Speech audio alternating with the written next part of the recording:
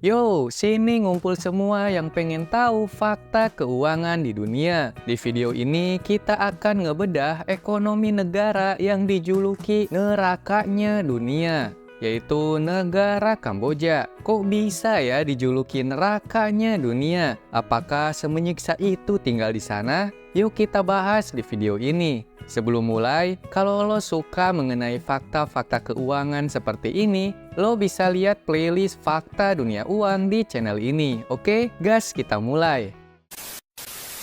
Oke, komunis gak cuman bikin sejarah kelam di negara kita ternyata. Kamboja juga jadi salah satu korban dari ideologi ini. Bahkan kisah kelam komunisme di negara mereka, sampai negara mereka dijuluki nerakanya dunia. Sejarah kelam ini bernama tragedi Khmer Merah atau Khmer Rouge. Sorry ya kalau ada salah pengucapan. Nah, Khmer Merah ini sebuah gerakan militer berideologi komunis yang berhasil mengambil alih kekuasaan pemerintahan Kamboja saat itu. Di bawah kepemimpinan seseorang yang bernama Pol Pot, sebuah partai komunis bernama Kampuchea berhasil memerintah Kamboja dari tahun 1974 hingga 1979. Nah, karena tragedi ini, sampai 2 juta orang menjadi korban kekejamannya. Saat mereka berkuasa nih, mereka nerapin kebijakan-kebijakan yang sangat brutal dan tidak masuk akal. Seperti contohnya, rakyat dilarang punya harta pribadi saat itu. Bahkan harta-harta pribadi yang dimiliki oleh rakyat ini dihapus kepemilikannya. Sampai-sampai praktik kanibalisme di sana juga gila-gilaan terjadi. Oke, tragedi kelam ini juga membentuk kehidupan ekonomi masyarakat Kamboja menjadi ekonomi agraris atau mengandalkan sektor pertanian ya. Ini berawal dari zaman rezim komunis ini, yang pada saat itu mereka atau pemerintah menerapkan kebijakan ekonomi agraris paksa, di mana pemerintahnya memaksa penduduk untuk bekerja di pertanian kolektif.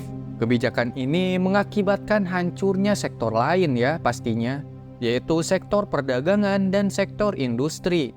Banyak toko dan pabrik ditutup, sehingga membuat hilangnya lapangan pekerjaan dan penurunan pendapatan. Belum sampai di situ nih, ekonomi negara Kamboja juga terdampak karena kehilangan banyak sumber daya manusia yang kompeten. Selama rezim pemerintahan ini, banyak intelektual, profesional, dan pekerja terdidik dipaksa bekerja di sektor pertanian. Kalau enggak, ya hukuman eksekusi telah menunggu mereka.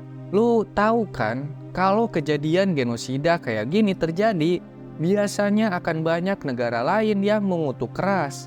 Oleh karena itu, terjadi juga yang namanya isolasi internasional, sehingga bantuan luar negeri berkurang, dan juga kerjasama internasional mereka juga terganggu. Akhirnya dunia internasional memandang tragedi di Kamboja ini sebagai nerakanya dunia. So, bagaimana fakta-fakta keuangan neraka di dunia ini? Ini dia faktanya. Fakta yang pertama, tingginya tingkat kemiskinan ekstrim dan ketimpangan sosial negara Kamboja. Kemiskinan ini melanda sekitar 460.000 penduduk Kamboja yang terpaksa harus hidup di bawah garis kemiskinan dengan pendapatan minimum mereka sebesar 10.951 riel atau kalau kita konversi ke rupiah sekarang adalah sekitar 40.000 per orang per hari. Saking kerasnya jeratan kemiskinan ini, banyak penduduk di sana yang sampai menjual organ tubuh mereka, terutama organ ginjal. Belum lagi tingginya tingkat kriminalitas di sana berupa perdagangan manusia terjadi di negeri ini. Selain itu, meskipun sebenarnya tingkat kemiskinan ini sebenarnya berangsur-angsur mengalami penurunan nih, tapi ketimpangan sosial di sana masih sangat terasa sampai saat ini. Akses ke layanan dasar dan peluang pendapatan masih lebih baik di perkotaan daripada di pedesaan. Ya, 11-12 lah ya sama negara kita kalau masalah ini. Kalangan muda di sana juga banyak yang pada ngerantau nih ke negara-negara tetangga, seperti Thailand dan Malaysia.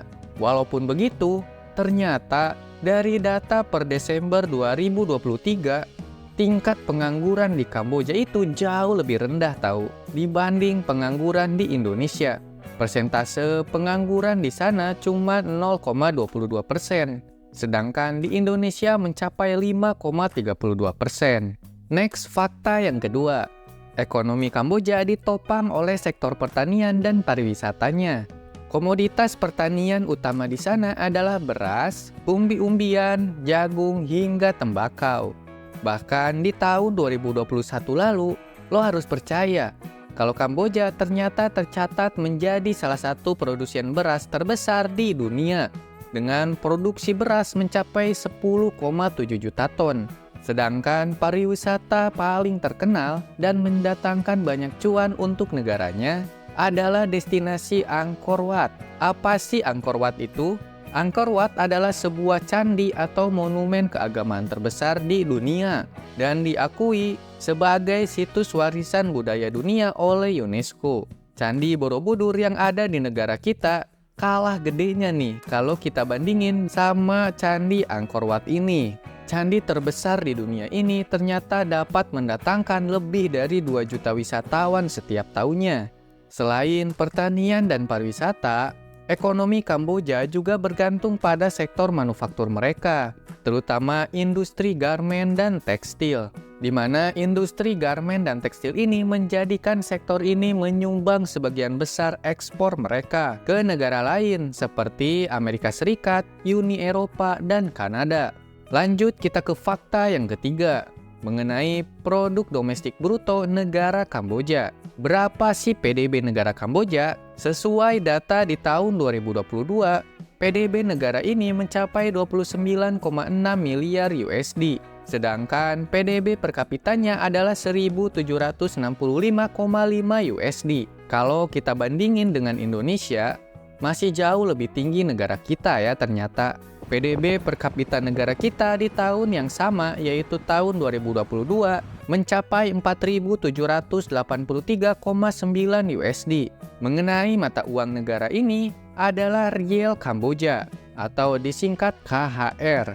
Namun dolar Amerika Serikat atau USD juga banyak digunain ternyata di sana sebagai mata uang transaksi sehari-hari. Selanjutnya, fakta yang terakhir, pertumbuhan ekonomi negara ini mengalami peningkatan yang sangat pesat selama 1 dekade terakhir. Walaupun dari awal kita membicarakan bahwa Kamboja memiliki sejarah kelam yang berkaitan dengan komunisme, namun nyatanya di tahun 2022 ini, negara ini berhasil menumbuhkan ekonomi mereka sebesar 6,5% dan menjadikannya salah satu negara dengan pertumbuhan ekonomi tertinggi di Asia Tenggara. Oke, itu dia pembahasan kita di video Fakta Dunia Uang ini. Video ini adalah video pertama yang masuk ke playlist Fakta Dunia Uang. Nantinya akan ada 3 playlist di channel Dunia Uang ini, yaitu Fakta Dunia Uang, Kabar Dunia Uang, dan Mengenal Dunia Uang. Buat lo yang pengen nonton fakta-fakta lainnya, lo bisa lihat di playlist channel ini. Like kalau lo suka video ini, komen kalau lo ada saran fakta keuangan apalagi nih yang lo pengen tahu. Dah segitu dulu ya untuk video ini. Mari mengenal keuangan lebih baik lagi bersama Dunia Uang. See you next video.